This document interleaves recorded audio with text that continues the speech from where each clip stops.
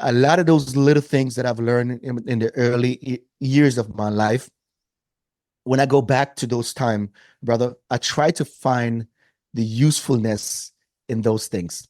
And when I come back to the present, I am not, you know, dwelling on, oh man, oh poor me. I used to walk to school bare feet. I had to walk 3 miles at 4 a.m. to go catch the bus to drive, tens of miles to go to school and then walk up and down the hill in the dark.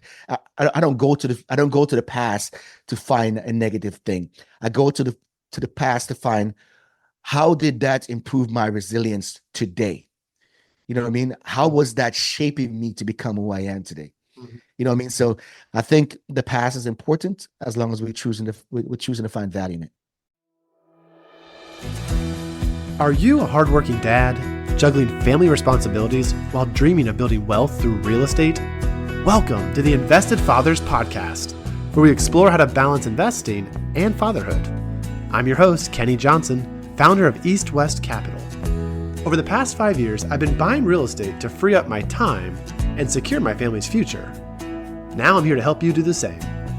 Join me as we navigate the real estate world together, building wealth and strengthening our families. As my grandma always said, East West, home's best. You go by Hutch, I'm assuming, with the quotes there. Yeah. So yes, when I checked into my first unit, Sergeant Hertz was his name. He came down. He worked in a sports section 4. He came down to my work center, which is airframes, and it was like, dude, who are you? You new guy? Like, yeah, I am PFC Hutchinson. Like, Hutch, that's a long ass name.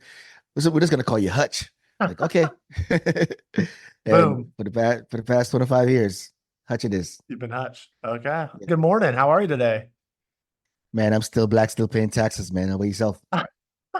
Good. Whoa, I wasn't ready for that. It's Of awesome. course not. Life is good.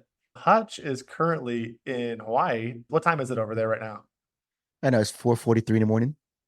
And for those that aren't seeing Hutch, he's got a big smile on his face. He looks like he's ready to just conquer the world. Hutch, thanks so much for being part of this conversation today. Tell us a little bit about yourself. How's business going? Man, business. Now, you asked a question that we can do some amazing things with it, right?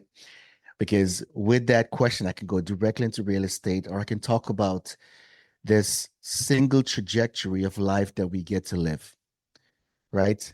Right, where everything synergize towards what you believe is your purpose in life, right? And you can make that your life business.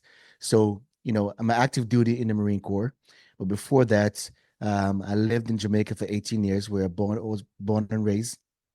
Um, I grew up on what used to be a coffee slave plantation, so right now I am an American by choice with Jamaican roots. So been a part of the Marine Corps for the past 25 years, and it has been the best mistake that I've ever made, brother. And so and since 2019, I started acquiring some multi-family properties, and the big goal towards that is to ensure that I can create something that will give my grandchildren, great grandchildren, a unfair advantage in the future, so they don't ever have to walk to school bare feet like I did in Jamaica. So, to your question, brother, I could say business is good. Good, man. Wow. So much respect. Thank you. First off, thank you for your Yes, sir. service. We we appreciate you. Yeah, And thanks, man.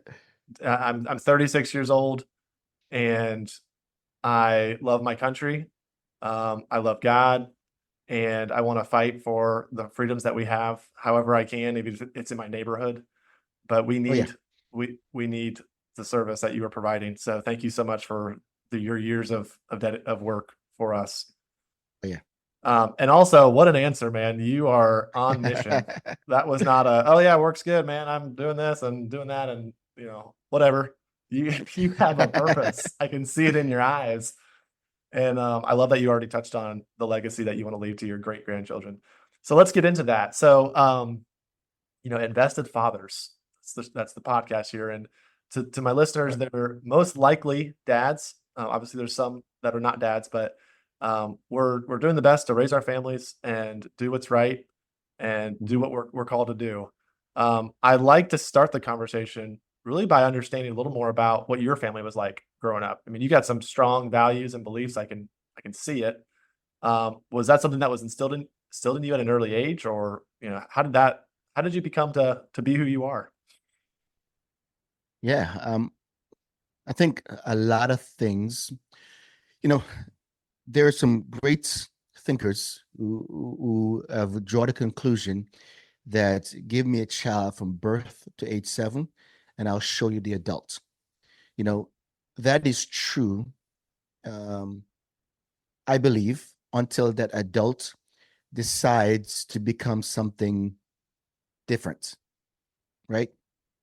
I think your upbringing plays a key role in who you become as an adult, right? But through repetition, if you want to change that paradigm that was created for you, through repetition, you can become really any spiritual being you desire to be. So a lot of the things that I grew through in Jamaica, I think was vital, right? Um, in my introduction, I said that I grew up on what used to be a coffee slave plantation. And what comes with that is you have this interesting family dynamic, right? Because we inherited the plantation after slavery was abolished and all the good stuff in Jamaica, right? So we had all the mature fruit trees. We also had a river running through the plantation, a stream running to the plantation. We had a lot of domesticated animals. I say domesticated because they're not running wild. Everyone owns their own, at least one donkey. They got a few cows and a few goats, and they got some pigs and chickens and stuff, right? And then of course, you got your slingshot where you can go out and shoot some birds if you want to eat. So it's a wealthy environment where you didn't have to um, struggle to find food, that the basic necessities for life, right? We had that available. It was abundant. So I like to say that I grew up wealthy, but broke. We didn't have a lot of money, but we never was hungry, if that makes sense. So in an environment where you think in most country where if you don't have money, you can't eat. You know, for me growing up, we had, food in abundance. So what comes with that is you won't struggle to find food, but you have to work for your meal. So everything that we ate, we either grew it, we grew it or we raised it, right? So we grew the plants, or we had to go pick a breadfruit, pick some avocado, run onto the mango tree. We might not climb the mango tree because it ripened, fell under the mango tree. So we eat the one that fell if the birds or the goats doesn't get to it first.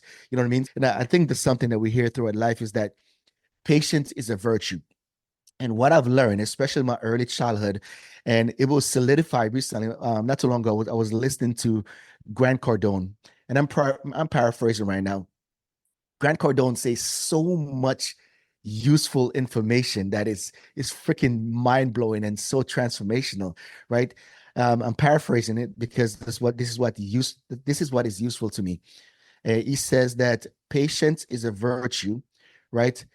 That you get to have the scraps when everyone else choose all the best resources. You know what I mean? Mhm. So there are things that takes work, but it's also a point in your life where you have to go get what is yours. I've also learned that you have the right to get anything you want in life. There's only one caveat. You're not allowed to prevent others from getting theirs. I think Interesting. that is powerful. You know what I mean? So Yeah.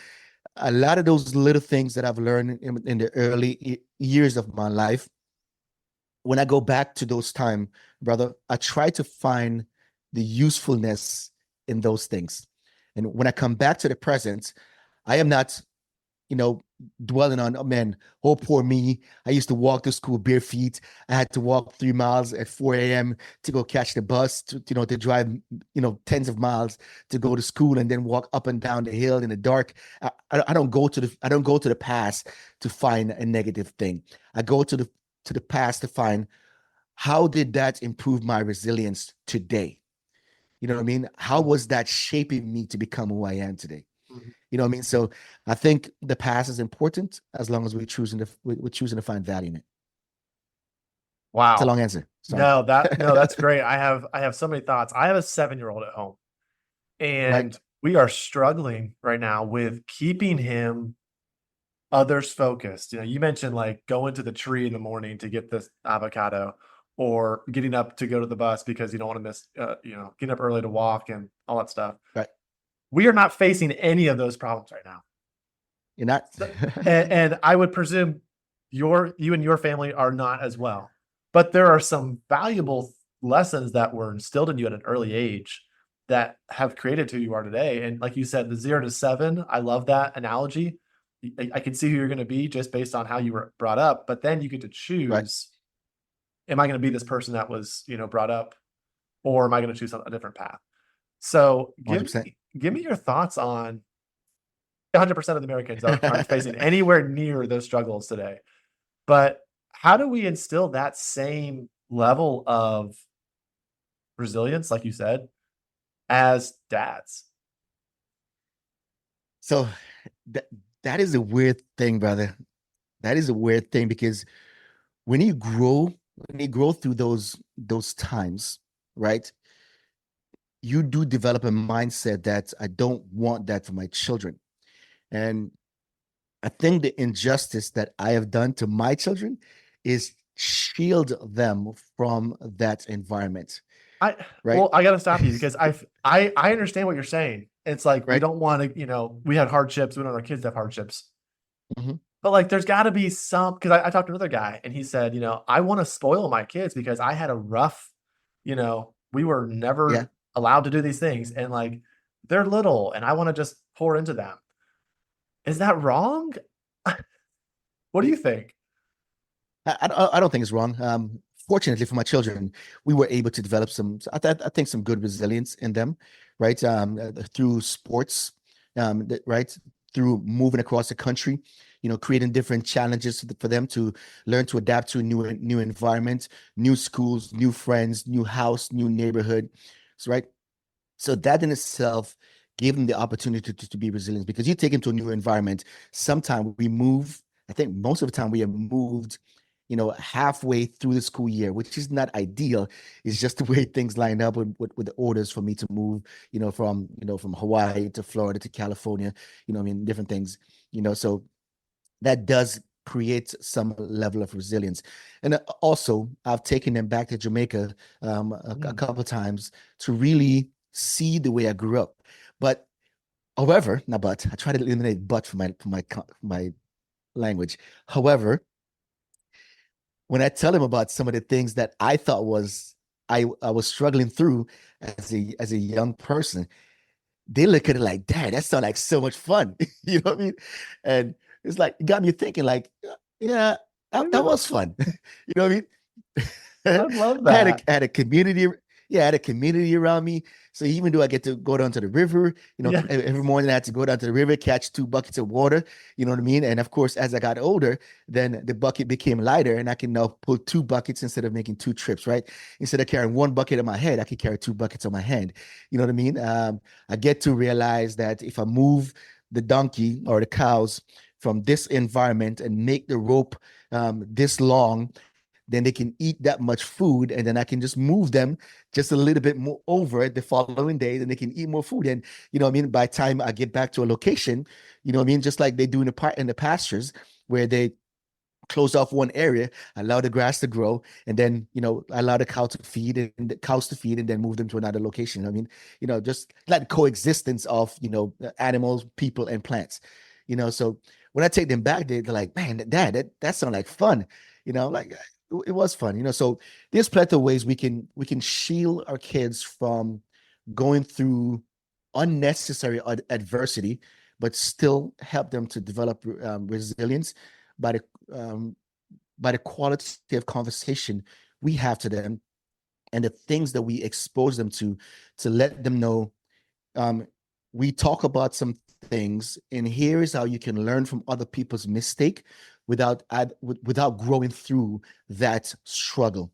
You know what I mean? It's important for our children to understand that struggling is not always a pathway to success, right? But understand what will happen if you're not thriving towards a greater version of yourself as a spiritual being, or the amazing spiritual being that God has created you to be. You know what I mean? So exposure, um, some grit, some struggle, some resilience, Mhm. and then what is possible. I, I I love think we that can do that for answer. them. Yeah. 100% agree. I'm taking notes right now on what I need to be doing. So this is great. Hutch, how many kids do you have? What are their ages right now? Yeah, so I got three. Got a 20-year-old, an 18-year-old, and a 15-year-old Okay. years old. Yeah. Would you say you're in the thick of battle with teens? No, Okay. Tell me how's it going fortunately right not. now? All right. So one of the things in my life that I think was important, I had a lot of freedom. I had a lot of autonomy. And the autonomy was created by my grandmother was raising me. She was deaf and blind, right? I was raised by my uncle as well. However, he would wake up super early in the morning. He would make us breakfast, right? And then he would walk like 5 miles to go pick oranges on an orange farm, or cut sugarcane, you know what I mean, on the sugarcane farms, right? Sugarcane fields. By the time he come back, it was nighttime. So he made us breakfast, right? And we had to figure the rest out. So we wake up, get ourselves ready for school, right? And all that good stuff. So however, one of the things that was important was discipline. Discipline was important. And we got that from several different angles, right? We got it from our cousins. If our cousin was like 4 years older than us, if we get out of line, if we deviate off the straight and narrow path, a older cousin would freaking, break down a freaking branch and yeah, knock you back in the right place. So discipline became, even though it was really forced discipline, it became a cornerstone, right? So as Athena and I, we start having children, we understand that it was important for us to create a household. And the reason why, a household that was really built on discipline. And the reason why that was important is because in the early years of my life, I was deploying, man. I was deploying for 6 months at a time, overseas. And then when I come home, I'll be home for 1 year. And within a year to 18 months, I was going off, for a month to the Big Island, to the Pukolua training area, to someplace in the Big Island to go do some high elevation training. Then I would go to Arizona. Then I would go to California to do different training. So I ended up only being home for like 6 to 8 months at a time in different pockets.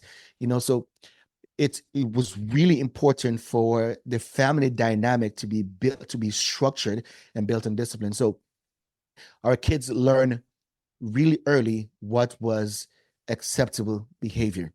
So whenever they became teenagers, they already know what the expectation was.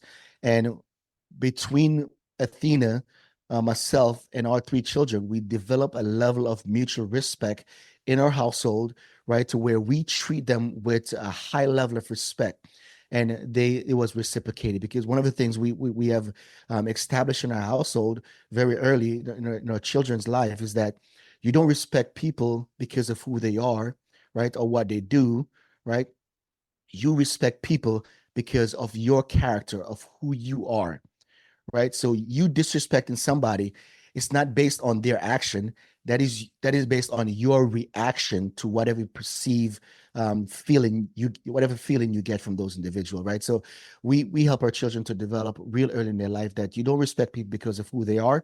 You respect people of who you are, and it's important for you to continuously thrive to show up as the best version of yourself. So we never had any issues with our teenagers. No, that's I know great. And that's a long yeah, answer. no, even before I asked that, I was thinking to myself, he probably raised them really like strong. Like there was a solid foundation at an early age that Right? even when those harder years came of like figuring out their identity or, that rebellion that just, I don't want to do what mom said that, everyone talks Yeah. about. Um, some parents are Yeah. like, yeah, we haven't faced that. Don't get me wrong, right? As your children grow older, Mhm. It's really important for the parents to grow as well. That is the most important things, right? I think where some of us fail is that we still see our offsprings, right, our children as child or as children. You know, I've learned several years ago after I started doing a lot of reading, right, to improve myself of who I was. And the goal was to become a better father, better husband, better Marine, better brother, better, all around, all this little better person. You know, I realized that one of the things that I've learned is that parenting at a young age is really important. But as your children get older, it's important for you to make an adjustment. And as they become teenagers, that's where us as parents start coaching our children into their passion, right? So in the early age, it's really important for us to expose them to as many things as possible, so they don't worry about an identity crisis because there's a diverse option, and they develop their passion real early based on this diverse environment that you have exposed them to. And as they become teenagers, then you start coaching them into what they're most passionate about within constraints, man, because we have this freedom where we can really choose whatever and whoever we want to be. You know what I mean?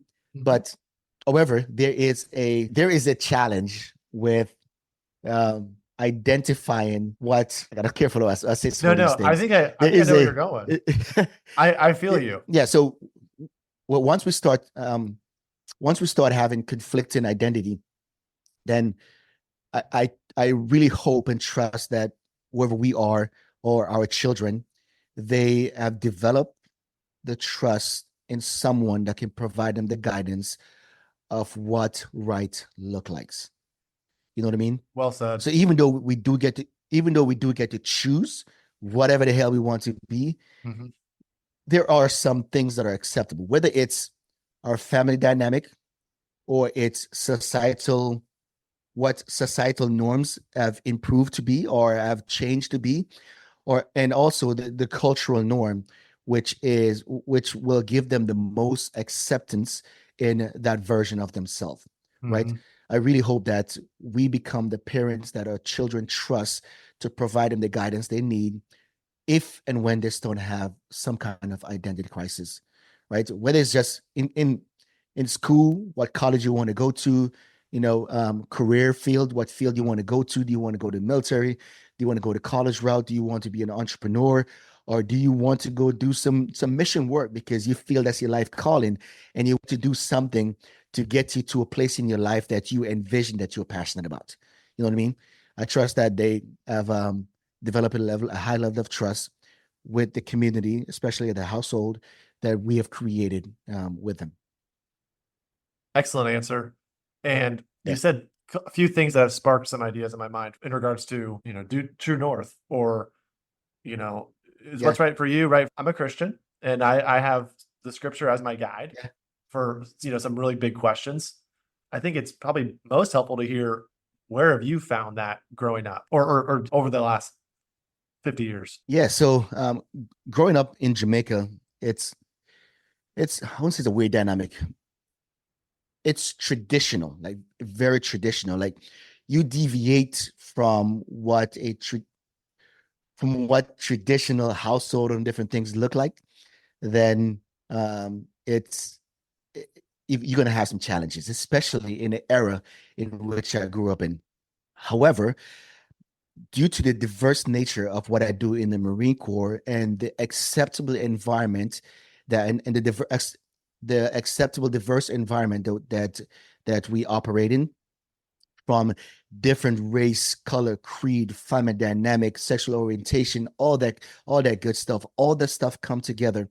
And as I mature as a leader, of course, I developed the understanding of the importance of ensuring that everything synergizes.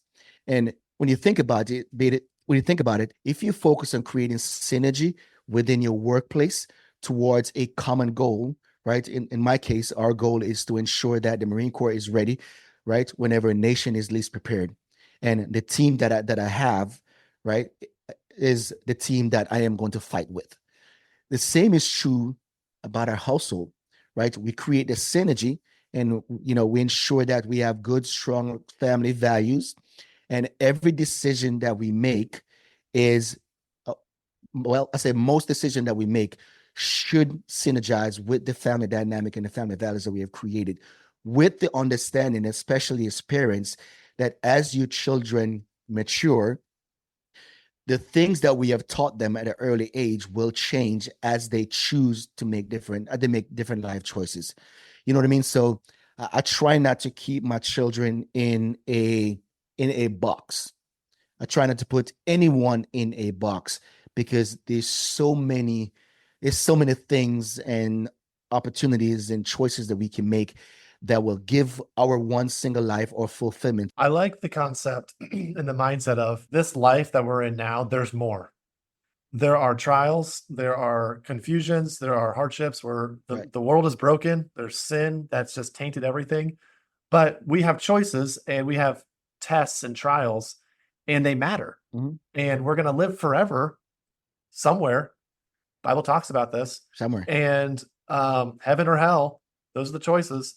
These are opportunities for us to be able to, see our Savior and say, you know, Mhm. I kept the faith, and I look to you, and how much joy that will bring. So when I moved to Kingston, I lived with my mom. And she would wake up super early in the morning, and she would be at a sewing machine or cutting table. She was cutting out a dress. You can give her any picture of what dress or suit you want to have, and she'd make it for you, right? I remember one day I came home from school, and I was sitting there on our cutting table as she was sewing on the machine. And I'm not sure why I asked this question, but we used to go to church a lot. And I think I was probably about 13 or 14 years old, probably less than 16 years old. And I asked my mom, Mom, I get it, right? God made us, but who made God? I think she paused, and then she gave me this answer that has been so freaking useful over the years, right? She said, that is a question that I never really asked, right? But here's what I have to tell you, Shelon. She said, if in the end there is a God and you have lived your life good as a good person, then you get to inherit eternal life.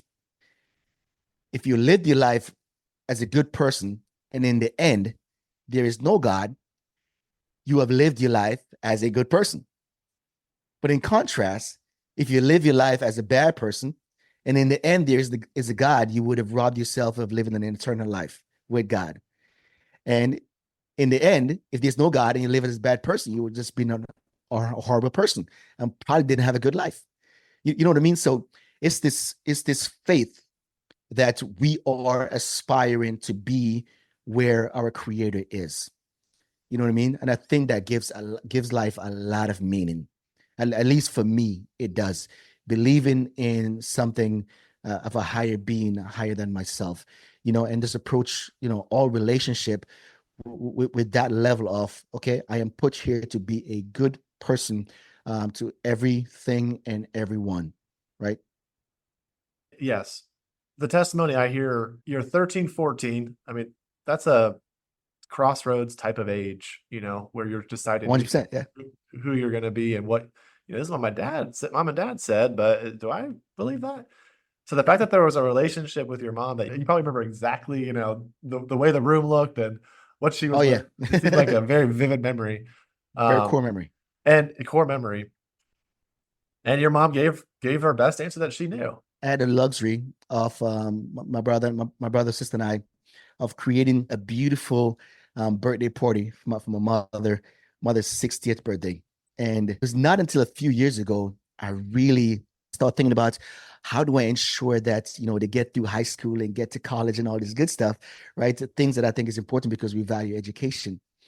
I started really thinking about the age difference between me and my mother, right? It was humbling to really think about. She was 16 years old when she got pregnant with me, right? And this is not 16 years old in America with all the resources available.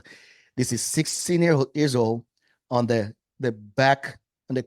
backwoods of Jamaica, countryside of Jamaica, right, where most people walk around bare feet or walking around in water boots or whatever, you know what I mean, with very limited resources. And I really thought about how nervous and scared she might have been at that young, tender age. But and however, just really thinking about the amazing job that she had with the knowledge that she had at that tender age and the result of what happened. She understood the assignment and she did such a freaking amazing job, right? And man, none of our children comes with a user's manual or operating manual, right? But we have a responsibility to ensure that they grow, on a good trajectory, understand when it's important for us to, to take a step back and nurture them into their passion. Our parents really have done the best that they could with the resources and the knowledge that they had at the time. You know what I mean? And we have the same responsibility as well. And thank you, Mrs. Hutchinson, for Oh raising. no, my mom and dad never got married, so Okay. Well, yeah, thank you, Mom, for yeah, bringing Shelon into the world and instilling in him. Like you said, she knew the assignment. I love how you're kind of talking it like Marine terms, like, hey, there's the mission. She fulfilled the mission. yep. And here you are today. Yes, sir. I'm really kind of baffled by you're not like a lot of my guests here who just have a very somewhat easy background. You have truly made your way through the help of your blind and deaf grandma and your cousins and the ones with the sticks. And, I think you said Yep. a brother and mom. What a journey, man. I'm so humbled just to kind of see what you've done. And now you have 3 kids, 20, I think you said 16 and 15 or 2018 and 15, so 2 years 18, apart. 15. Yeah, that was important to us, right? You had said that you had really been diving into yourself on Right. how you could be a better husband and a better dad Correct. and a better brother. What were some things that you did that maybe we could look at and do for ourselves as well? So one of the most transformational book for me, brother, it has been the book, The 7 Habits of Highly Effective People. And anyone who have read that book will understand that Stephen Covey did not create all these ideas by himself. But in that book, he gave us a lot of other resources. He got me to Think and Grow Rich, which is another transformational book. It got me to get into Yes, right? Or The Power of Positive No, or How to Win Friends and Influence People. So he took all these ideas and he put into the 7 habits of highly effective people, surrounded a principled centered life, right? Because I think within our core, that is what we need to strive towards. I appreciate everything that you have been pouring out. First off, huge thank you. Final takeaway. What is something you can leave with our audience today? If you look at a lot of the most prosperous families, and I said prosperous, I'm talking the longevity of the family staying together, but also the longevity of money creation that ensure that the family can continue to progress. Because in this environment, money is important. It's important for us to get a deep understanding of the way money works and ensure that our children learns that. Additionally, ensure that as we create our financial structure, whether it be you create a business or you buy some houses, ensure that you have something that will ease the transfer of whatever you created, that wealth, to ensure that you can give your children an unfair advantage going into the future with the understanding of what you're trying to create. So ensure you got your trust, so your asset doesn't have to go through probates. I'm not selling these things and just wait out things. I say that to say this: it's important as parents, right, that we think in generation. So the things that I'm thinking about, my goal is to live to 103 years old, and I'm thinking about how will I continue to educate my children, my great great great grandchildren, and even after myself and Athena have passed on, how can they get a peek into who I was? And podcasts like these. So we host a podcast. It's called the Multifamily Real Estate Experiment Podcast, where we give a ton of information of what it's like to be a passive real estate investor into an apartment complex, and the long-term the long-term benefit of creating generational wealth. It's important that we think in generations, to give our children and great grandchildren a unfair advantage in life, so they don't have to, like I did, walk bare feet to school. Yeah, so if your listeners want to get in touch with me, the best way to follow me is on LinkedIn. I do daily posts on there, mostly about real estate and mindset. Our focus right now is raising capital from private investor to purchase large apartment complexes in the Southeast and Texas. Hutch, you're the man.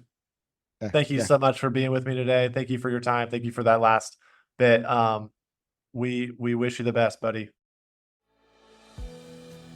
Thank you for listening to this episode of the Invested Fathers podcast.